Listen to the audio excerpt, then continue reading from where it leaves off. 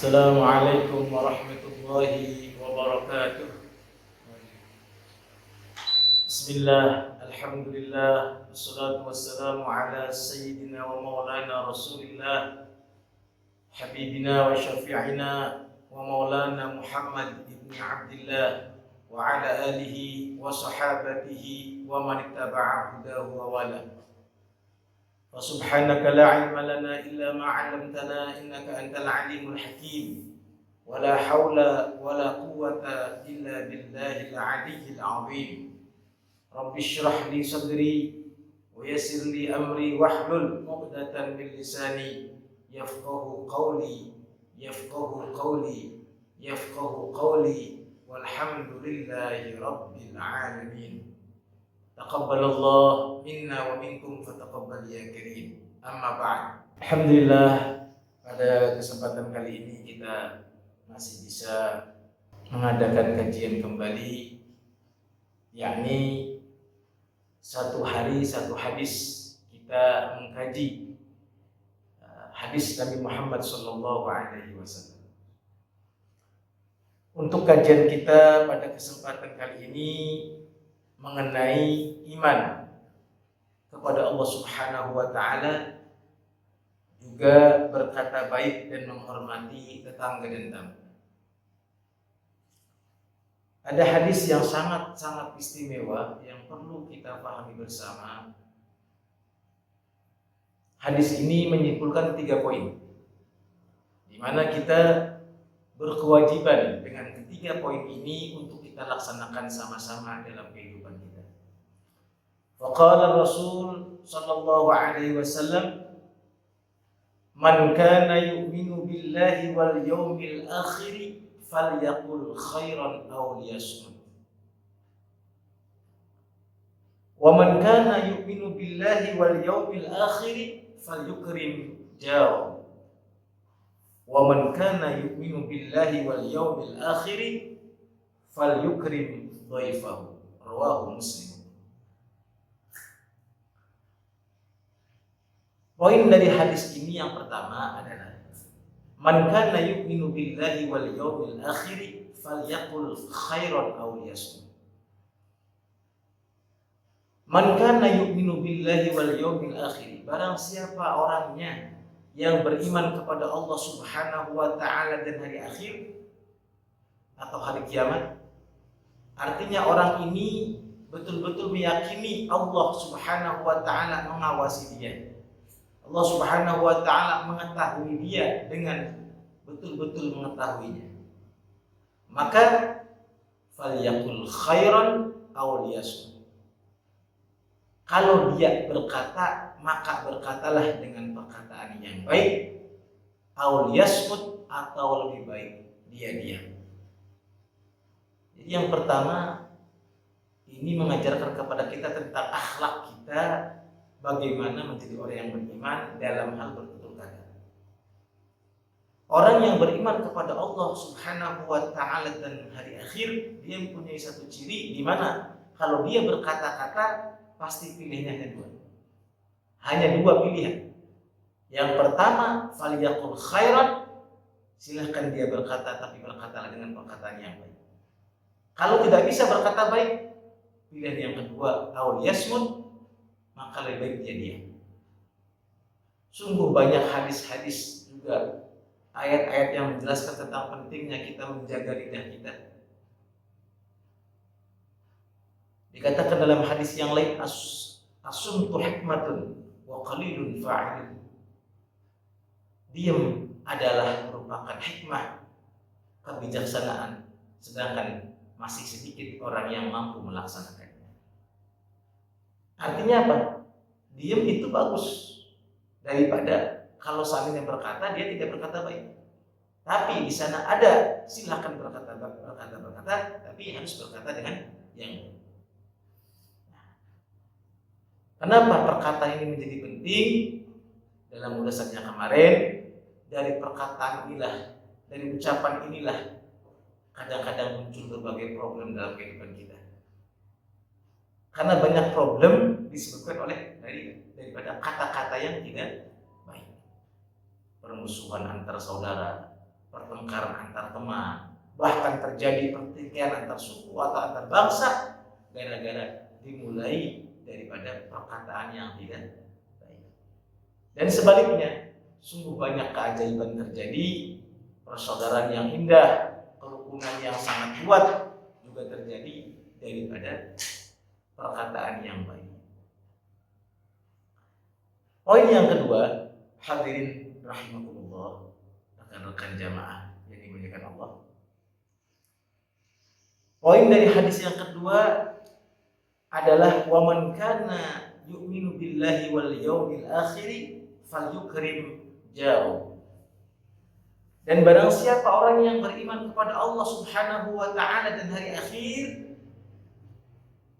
dia yakin adanya Allah Subhanahu wa taala mengetahui dirinya, dan dia tahu bahwasanya dunia ini akan berakhir pada suatu hari nanti di mana tidak ada hari setelahnya, yaitu yaumul akhir. Dan setelah itu ada proses pertanggungjawaban dari apa yang kita lakukan.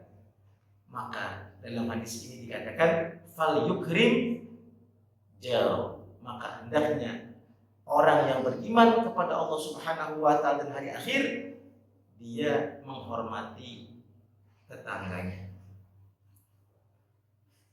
Begitu juga sama dengan yang pertama, banyak sekali hadis-hadis yang menjelaskan tentang perlunya dan pentingnya kita menghormati tetangga. Dalam kajian yang singkat ini, mungkin saya hanya menyajikan beberapa contoh daripada pentingnya kita menghormati tetangga. Ada satu hadis dari baginda Nabi Shallallahu Alaihi Wasallam, di mana hadis ini baginda Rasul Shallallahu Alaihi Wasallam ditanya oleh seorang sahabatnya mengenai kondisi dua perempuan yang berbeda. Masing-masing ada kelebihan, namun ada kekurangannya. Dan Nabi Shallallahu Alaihi Wasallam menjawab keduanya dengan jawaban yang betul-betul istimewa. Yang pertama, hadis ini dari Abu Hurairah radhiyallahu anhu. Ada seorang sahabat yang bertanya, "Ya Rasulullah, inna fulanah taqumul laila wa tasumun nahar." Wahai Rasul, ada seorang wanita, dia begitu rajin sholat malam.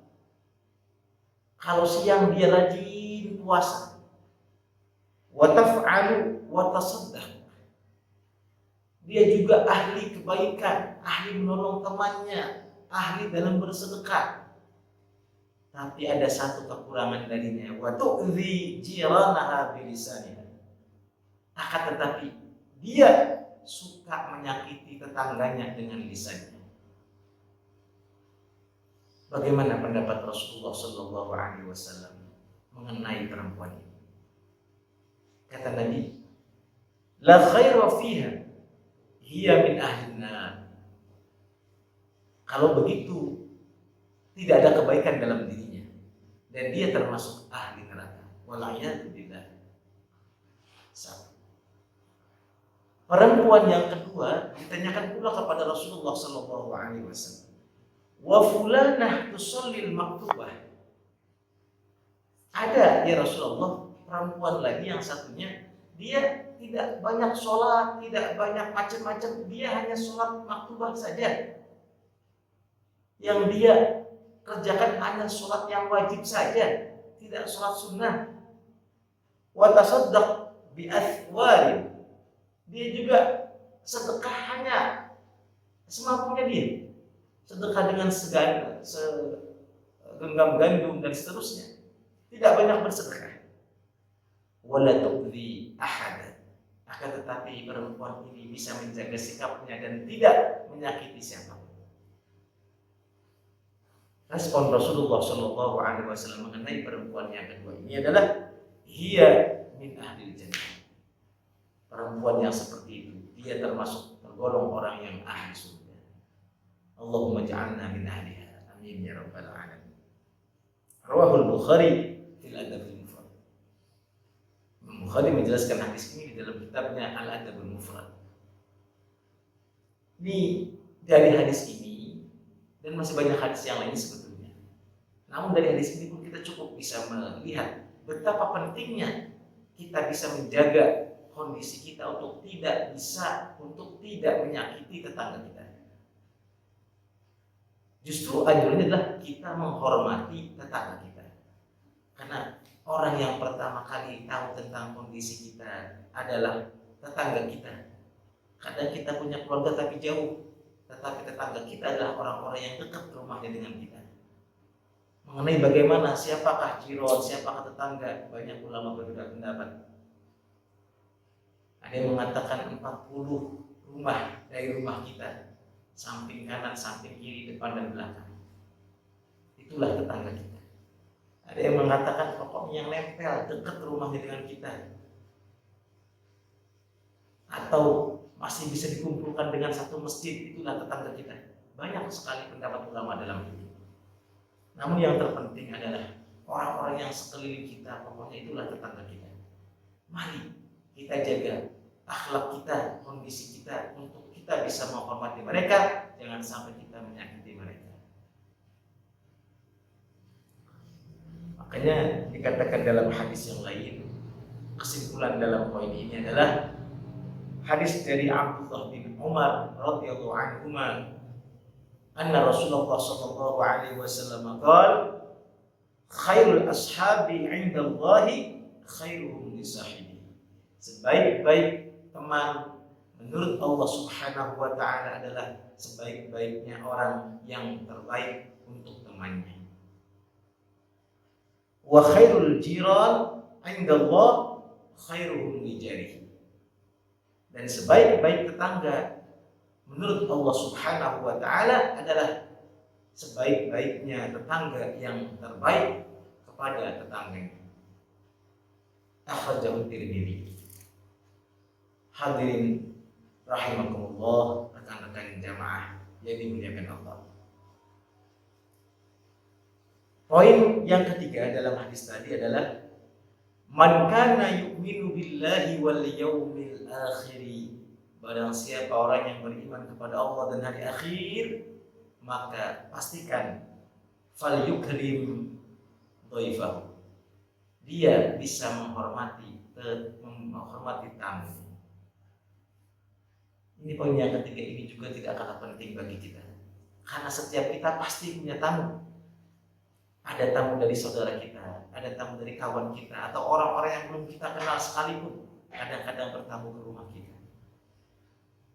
Maka dalam poin hadis ini, barang siapa orang yang beriman kepada Allah dan hari akhir, hendaknya dia menghormati siapapun tamunya. Penting hadis ini untuk kita pahami dan betul-betul kita laksanakan dalam kesan kita. Karena masing-masing kita punya tamu.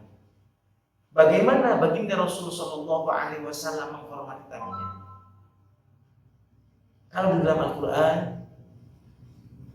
kisah ataupun suri tauladan dalam penghormatan kepada tamu ada di dalam surat Al-Dhariyat ayat 24 dan seterusnya. Di mana ayat itu berkisah tentang bagaimana Nabiullah Ibrahim alaihissalam menjamu tamunya.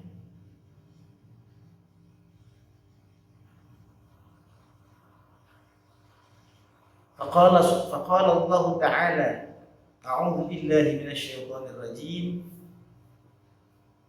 Hal ataka haditsu dhaifi Ibrahim al-mukramin. إذ دخلوا عليه فقالوا سلاما قال سلام قوم منكرون فرغ إلى أهله فجاء بعجل سمين. Banyak sekali hak-hak daripada tamu yang wajib kita penuhi. Sebagaimana kewajiban tamu juga banyak yang harus dipenuhi oleh dia atas hak kepada kita sebagai tuan rumah. Namun dalam hadis ini poinnya mengajarkan kepada kita bagaimana agar kita menjadi tuan rumah yang baik untuk tamu kita. Makanya adab-adab mengenai menjamu tamu, menghormati tamu sangat banyak.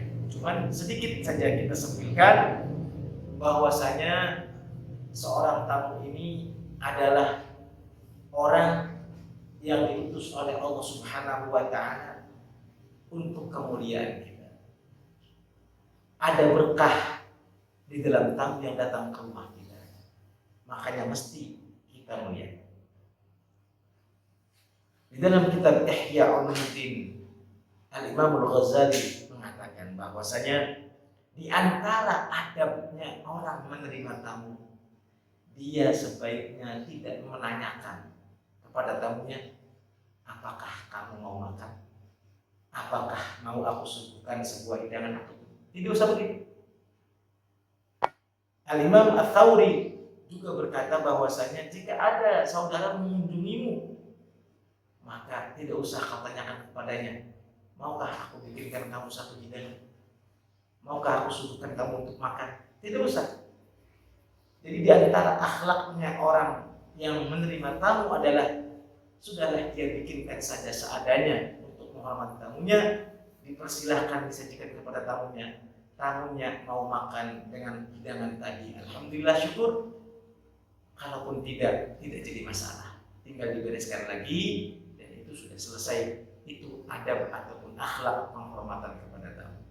Dan tentunya masih banyak akhlak yang lainnya yang muaranya adalah bagaimana agar tamu tersebut nyaman, aman, tenang, enak di dalam penjamuan kita. Makanya kadang-kadang karena adab yang indah, rumah yang kecil, sempit, pengap, bahkan dipandangnya tidak nyaman di awalnya, tapi karena penghormatan tuan rumahnya yang indah, akhlaknya yang mulia, penghormatannya yang istimewa kepada tamunya, menjadikan suasana bertamu itu suasana yang sangat nyaman dan aman. Ada tipe yang kedua, rumah mewah dengan pemandangan yang indah, jamuan istimewa, kelihatannya betul-betul nikmat, tapi terkadang menjadi tidak enak bagi seorang tamu untuk bertamu kepada rumah tersebut gara-gara akhlaknya yang punya rumah tidak baik ataupun tidak sesuai dengan ajaran daripada Islam itu sendiri. Mari ketiga-tiganya dari poin-poin dalam hadis ini sangat penting. Mari kita laksanakan, mari kita amalkan semampu kita. Insya Allah Subhanahu wa Ta'ala, semoga Allah mudahkan kepada kita untuk bisa mengamalkannya. Amin ya Rabbal Alamin. Itu saja kajian singkat kali ini, semoga bermanfaat. Kita tutup dengan doa kafaratul majlis. Semoga majlis kita menjadi majlis yang barakah. Amin ya Rabbal Alamin. Bismillahirrahmanirrahim. Subhanakallahumma wa bihamdika asyhadu an la ilaha illa anta astaghfiruka wa atubu ilaik. Wa sallallahu ala sayyidina Muhammad wa ala alihi wa sahbihi wa baraka wa sallam. Alhamdulillahi rabbil alamin. Wa assalamualaikum warahmatullahi wabarakatuh.